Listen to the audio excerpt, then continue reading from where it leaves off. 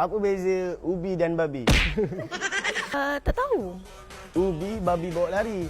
Awak saya cinta sampai mati.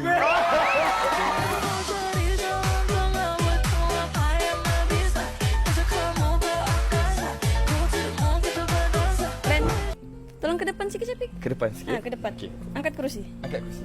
Alright. Lagi. Lagi. Depan ni kolam dah ni. Fine. Oh, biarlah. Syafiq tak tahu kah? Kan biasanya imam di depan, makmum di belakang.